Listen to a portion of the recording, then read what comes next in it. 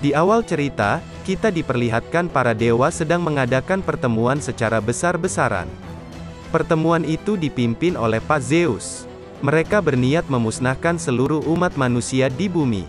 Karena mereka menilai, bangsa manusia hanya bisa menjadi perusak di bumi.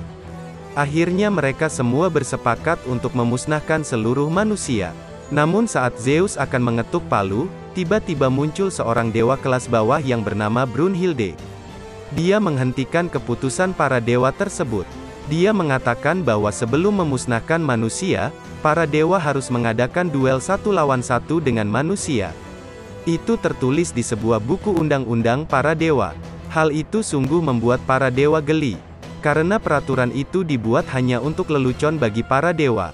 Tentu sangat mustahil bagi manusia bisa menang melawan dewa. Tapi tak ingin dibilang pengecut, para dewa pun menyetujui tantangan dari Brunhilde. Maka dimulailah duel 1 lawan 1 antara 13 manusia melawan 13 dewa. Yang mana pihak yang meraih 7 kemenangan pertama, ialah yang akan menang. Jika manusia kalah sebanyak 7 kali, maka seluruh manusia akan dimusnahkan. Di sisi lain, jika manusia menang, maka dewa akan menjamin keberadaan manusia selama 1000 tahun lagi untuk hidup di bumi. Pertandingan pertama pun akan dimulai.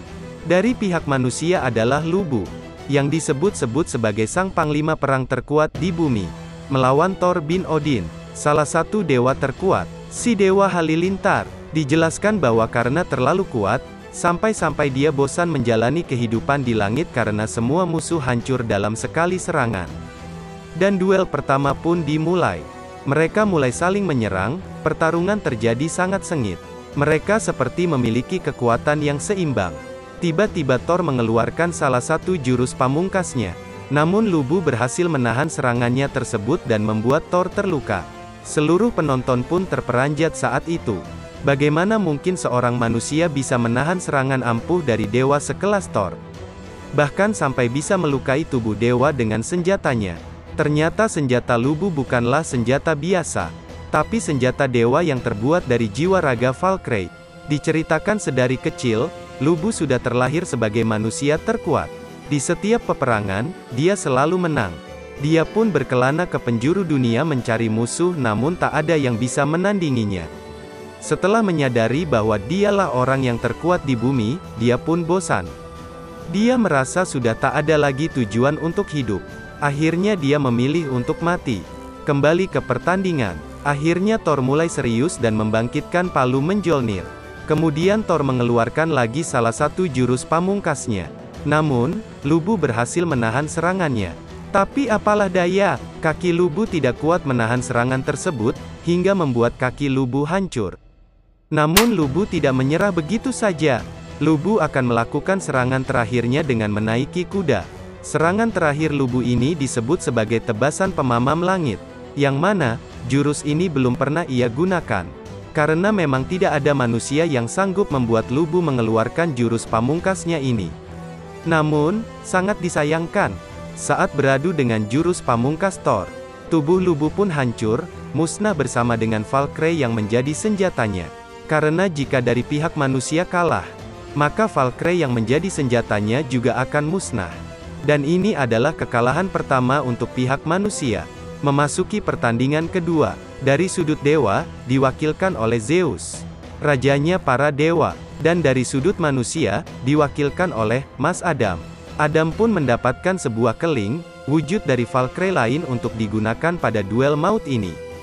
Duel pun dimulai. Zeus melakukan serangan bertubi-tubi namun Adam bisa dengan mudah menghindarinya. Adam menghindar dan terus menghindar, sampai tiba-tiba Adam melakukan gerakan yang sama seperti gerakan Zeus.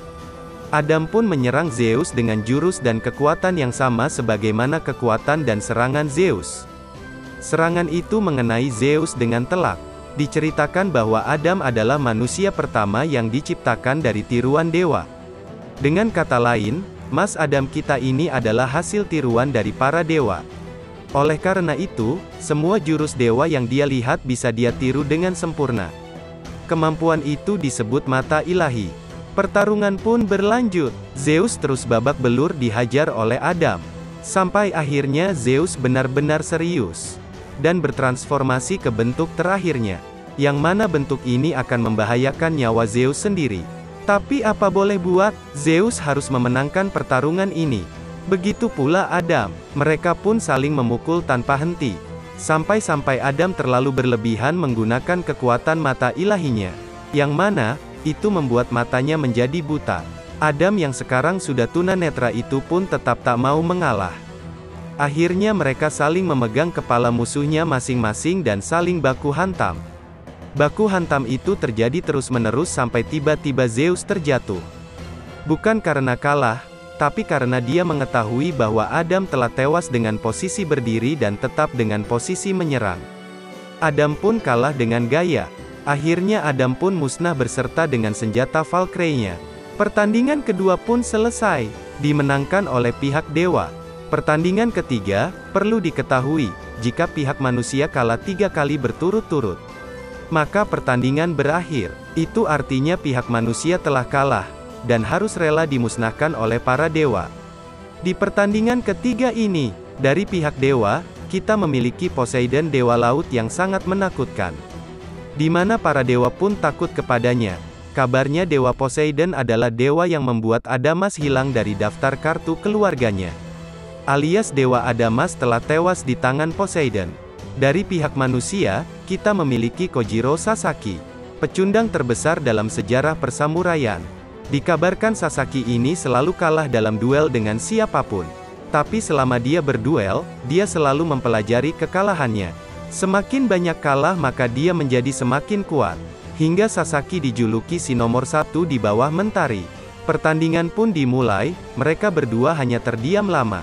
Itu karena Sasaki sedang mencoba menyerang Poseidon dengan berbagai cara di dalam pikirannya. Tapi dari beribu-ribu strategi dia menyerang, dia selalu berakhir mati. Hingga akhirnya, Sasaki memberanikan diri maju menyerang duluan.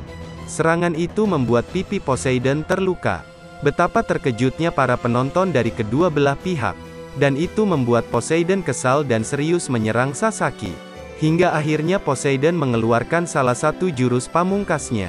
Sasaki berhasil menghindar karena dia sudah memprediksi seluruh kemungkinan serangan dari Poseidon. Itu membuat perut Sasaki terluka dan berhasil mematahkan pedang Sasaki. Namun, Sasaki berhasil mempelajari serangan dari Poseidon. Semangat Sasaki membuat pedangnya yang patah menjadi 2 pedang dewa Valkyrie baru. Sasaki pun menyerang Poseidon dari segala arah. Hingga akhirnya ia berhasil membunuh Poseidon. Seluruh penonton dan dewa-dewa pun terkejut oleh kejadian itu. Untuk pertama kalinya, seorang manusia berhasil membunuh salah satu dewa terkuat di langit. Satu kemenangan untuk manusia. Sungguh kemenangan yang tak pernah disangka-sangka oleh para dewa dan juga seluruh manusia. Dan, Record of Ragnarok Season 1 pun selesai.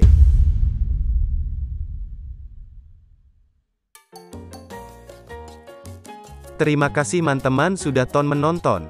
Boleh subscribe kalau mau. Kalau komen boleh ngelucu. Like dan share itu yang ku mau. Dukung aku supaya yuhu. Sampai jumpa di video selanjutnya. Dadah Tomodachi.